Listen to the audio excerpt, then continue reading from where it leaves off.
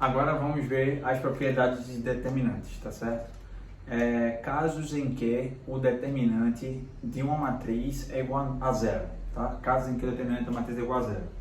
O primeiro caso é quando eu tiver uma fila nula. Lembra que fila é linha ou coluna. Então, se eu tenho uma fila toda de zeros, né? Nesse caso está sendo a primeira linha, o determinante dessa matriz é igual a zero. Isso não importa a ordem da matriz, tá bom? Então, o determinante dessa nossa matriz é igual a zero. Tudo bem? Não importa se seja linha ou coluna, é uma fila. Segundo caso, caso em que o determinante é igual a zero. É quando tenho filas paralelas iguais ou proporcionais. Bora ver aqui o exemplo. Na minha matriz A, observe que eu tenho a primeira linha, né? E a terceira linha, elas são iguais. Então, filas paralelas iguais. Determinante é igual a zero. Se for calcular aqui, ó, usando o método de Sarri, Laplace, Quiot, qualquer um dos métodos, você vai ver que vai zerar. Pode ser filas proporcionais também, né? Então, observe que a primeira coluna e a segunda coluna existe uma proporcionalidade, né? Nesse caso, a segunda coluna ela é o dobro da primeira. Então existe essa proporcionalidade. O dobro de 2 é 4, o de 3 é 6 e o de 5 é 10. Então sempre que você perceber algo que é o dobro, triplo, quádruplo, a metade, terça parte, ou seja, algo que faça com que a razão seja constante, então elas são proporcionais e o determinante vai dar igual a zero. Não importa a ordem que a matriz possua. Quando existir combinação lineares entre filas paralelas. Galera, essa propriedade de combinação lineares é extremamente difícil da gente observar, principalmente se as questões for toda numérica, como está sendo aqui. Quando é literal, não. Quando é literal dá para perceber, mas quando é numérica é extremamente difícil da gente observar. Nesse caso aqui, o que é uma combinação linear? É se tu tiver, por exemplo, uma fila ou uma coluna que pode ser escrito em função das outras. No nosso exemplo aqui, eu teria a coluna 3 sendo escrito como o dobro da coluna 1 mais a coluna 2. Ó, o dobro da coluna 1, o dobro de 1 é 2, somado com o elemento que está na coluna 2, somado com 3, vai dar 5. O dobro de 2, ó, o dobro da coluna 1, o dobro de 2, 4. Quando eu somar com o elemento que está na coluna 2, 4 com menos 1, 3. O dobro de 4, 8. 8 quando eu somar com 0, vai dar 8. Então a gente está observando que a terceira coluna ela é o dobro da primeira mais a segunda. Uma combinação linear, galera, é a gente encontrar valores de x e de y sendo números reais, que a gente consiga escrever uma coluna em função da outra ou uma linha em função das outras. Tudo bem? Então isso é extremamente difícil de a gente observar e encontrar esses números. Aqui, nem tanto, porque os valores são inteiros e são pequenos, né? 2 e 1. Mas mesmo assim, poderiam ser negativos, poderiam ser números reais quaisquer, frações, tá bom? Então é extremamente difícil de a gente observar. E se fôssemos calcular o determinante dessa matriz, a gente vai ver que o determinante dessa matriz é igual a zero.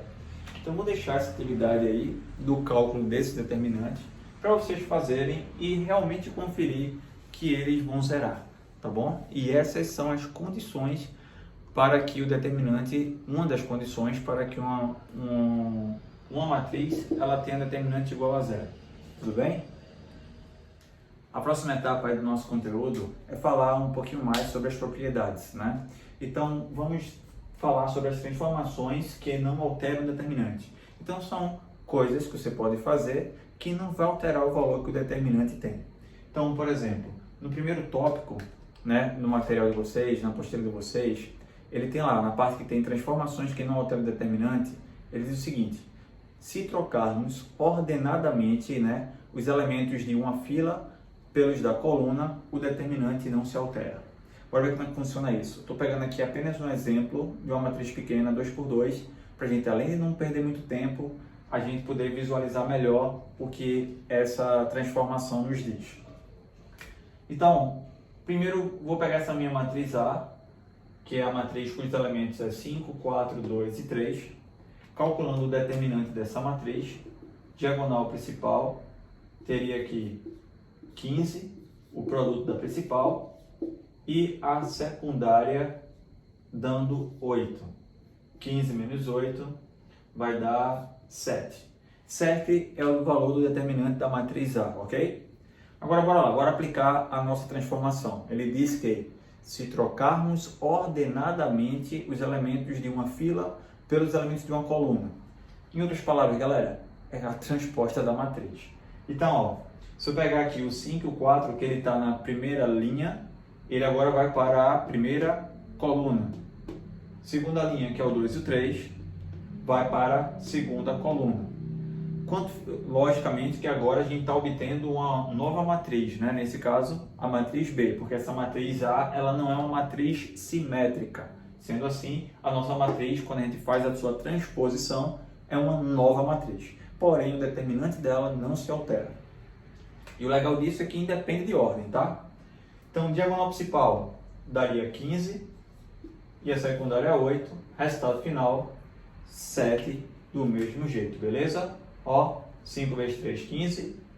4 vezes 2, 8. 15 menos 8, 7. Beleza? Tem outro teorema, que é o teorema de Jacobi.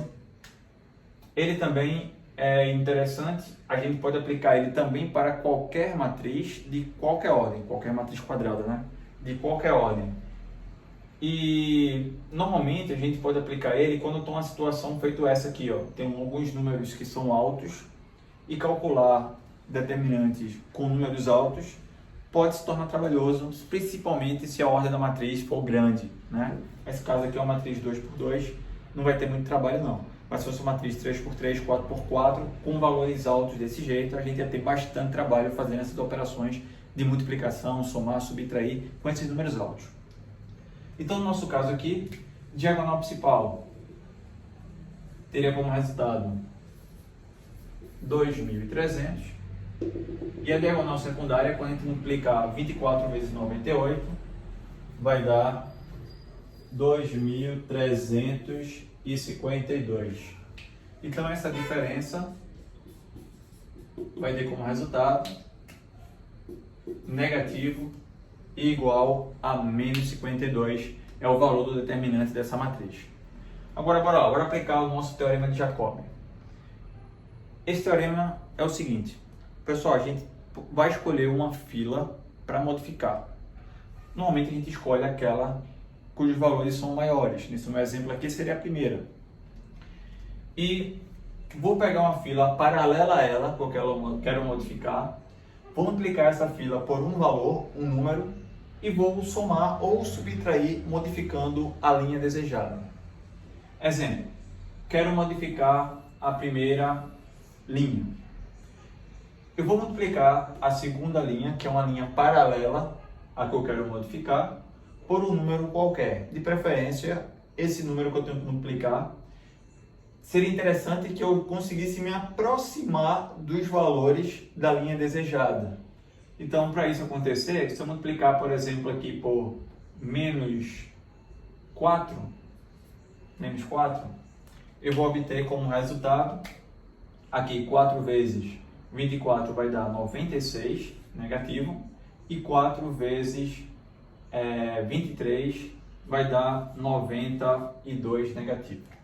Pegando esses valores, que é o 96 e o 92, eu posso somar modificando a linha desejada. Quando eu faço 100 com menos 96, vai dar 4. E 98 menos 92 vai dar 6. As outras filas permanecem inalteradas, tá? Só mexe naquela fila que você escolheu. Pronto, quando eu fizer aqui o cálculo desse determinante, diagonal principal menos diagonal secundária, eu vou encontrar como resultado, ó, 4 vezes 23, isso vai dar 92, feita essa multiplicação, e 24 vezes 6, então vai dar menos, 6 vezes 4 vai dar 24, vai 2, 144 aqui, pessoal. E aí, fazendo a diferença, vai dar menos 52. 92 menos 144. Pronto, esse aí é o teorema de Jacobi. São coisas que eu posso fazer que não alteram o valor que o determinante tem. Esse processo pode ser aplicado quantas vezes eu quiser. Se eu quiser montar aqui uma nova matriz a partir da matriz B, bora aproveitar? Vou modificar essa fila agora, já que ela tem os maiores valores. Algo que se aproxime do 24, posso multiplicar isso por 6, tá? Mas posso multiplicar por um outro valor também, se eu quiser, menos 3, para não ficar muito distante do outro número. Se eu multiplicar por menos 3 aqui, como é que ficaria? Ficaria menos 12, e aqui vai ficar menos 18. E vou pegar o menos 12 e o menos 18 e vou modificar a fila que eu quero. Nesse caso, teria aqui 4 e 6 permanece inalterado, 24 com menos 12 vai dar 12, 23 com menos 18 vai dar 5. E aí quem é o determinante da matriz C? Diagonal principal, que daria 20, menos a diagonal secundária, que vai dar 72. Feita essa diferença, menos 52. Tranquilo? Ó, não alterou.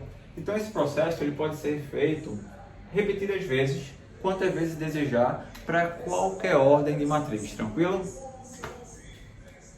Partindo agora para transformações que alteram o valor do determinante. São coisas que a gente pode fazer, mas sabendo que vai alterar o valor que o determinante tem. Tudo bem, a gente depois consegue dar uma ajustada a isso aí para manter o valor do determinante original. Então, primeira transformação. Se eu pegarmos duas filas paralelas, ou seja duas linhas ou duas colunas, trocarmos de posição, o determinante vai mudar de sinal, né? Então, essa minha matriz, estou pegando aqui um exemplo, uma matriz quadrada de ordem 2, mas poderia ser de qualquer ordem, pessoal. Nesse caso, o determinante da matriz A, diagonal principal, ó, 5, diagonal secundária vai dar 8. Resultado final, menos 3. Diagonal principal menos diagonal secundária. Então, valor menos 3. Agora, bora mudar de posição. Duas filas paralelas, seja duas linhas ou duas colunas, beleza? O que é que vai acontecer? Bora mudar duas linhas. A primeira linha, que é o 5 e 4, ficou no lugar da segunda e a segunda assumiu o lugar da primeira. Então, houve uma troca de posição, né, entre linhas. Olha o determinante dessa nova matriz, quanto é que vai dar? O determinante da matriz B. Diagonal principal, essa multiplicação aqui vai dar 8, menos a secundária, cuja multiplicação dá 5. 8 menos 5 vai dar 3 positivo. Note que o resultado foi um resultado oposto. Tudo bem? Então, ao trocarmos duas filas paralelas de posição, o determinante muda de sinal.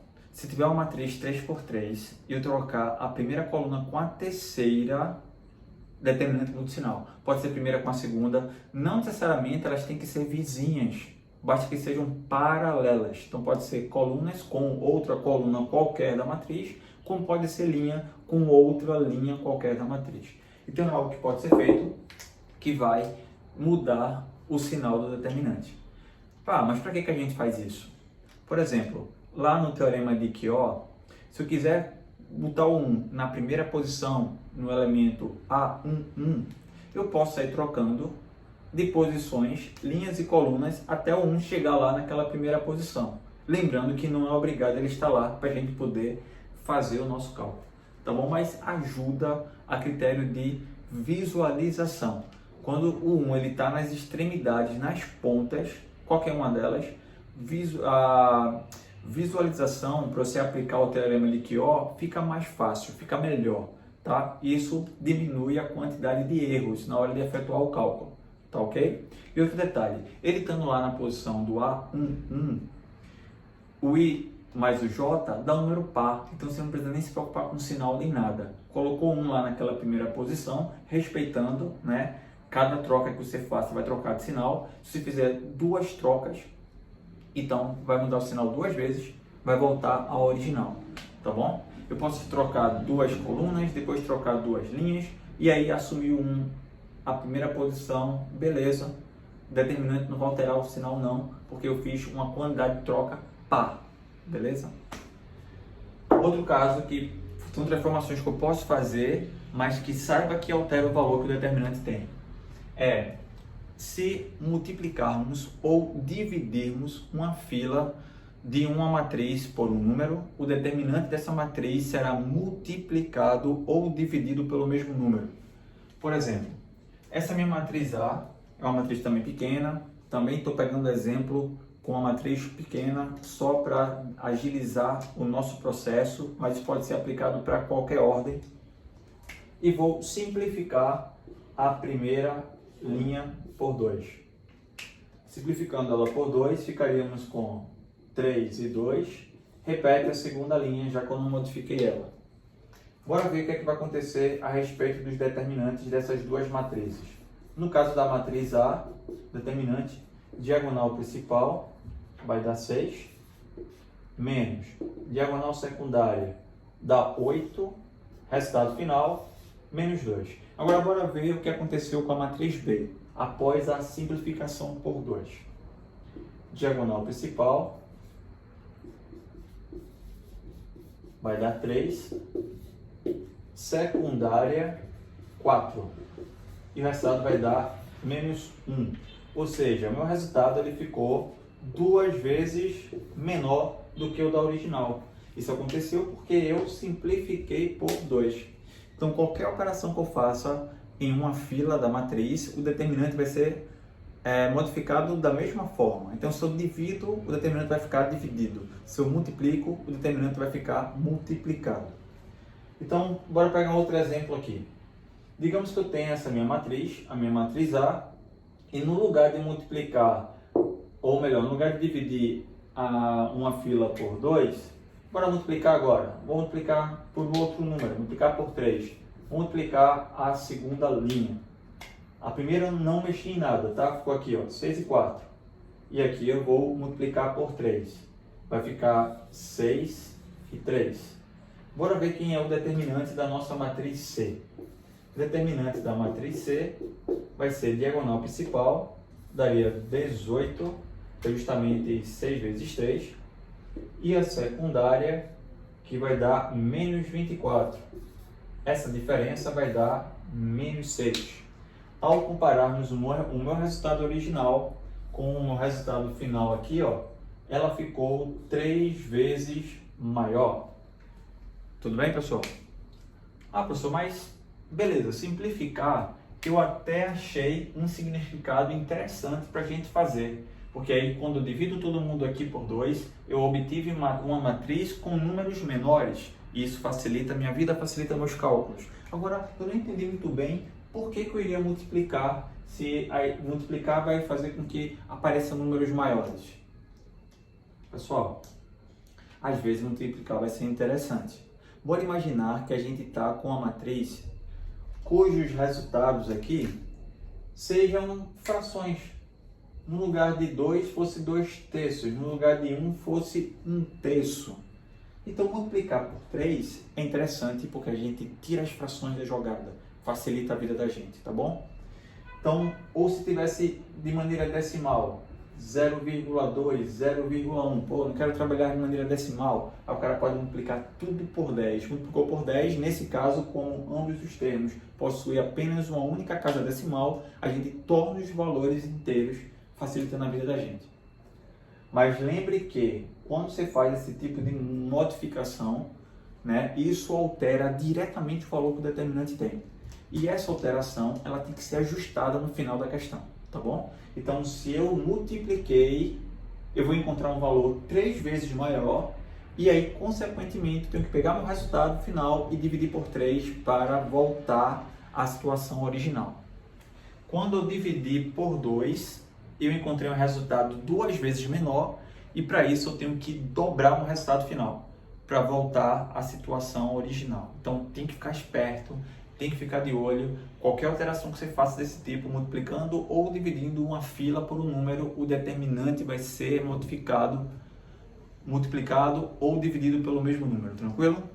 Então, mas isso é uma boa propriedade para a gente aplicar. A gente vai ver que isso daí vai ser muito importante para a gente resolver as questões de uma maneira mais fácil, tranquilo? E aí, turma, mais algumas propriedades de determinantes. Vê bem, no caso quando eu tenho matrizes triangulares, né? Lembre que a matriz triangular é aquela matriz que ela tem ou abaixo da diagonal principal ou acima da diagonal principal, todos os elementos são nulos. Nesse caso aqui eu tenho uma matriz triangular superior, né? Onde a diagonal principal está acima de todos esses elementos nulos aqui. Para calcular o determinante dessa matriz, independente da ordem, como está mostrando aqui, ó, esse exemplo é uma matriz 4x4, mas poderia ser 3x3 ou 10x10. O modo é o mesmo. Se ela for uma matriz triangular, basta multiplicar os elementos da diagonal principal. Só isso, vê como é fácil. Então, nesse caso aqui, eu teria 3 vezes 1 vezes 2 vezes 3. 3 vezes 1 vezes 2 vezes 3.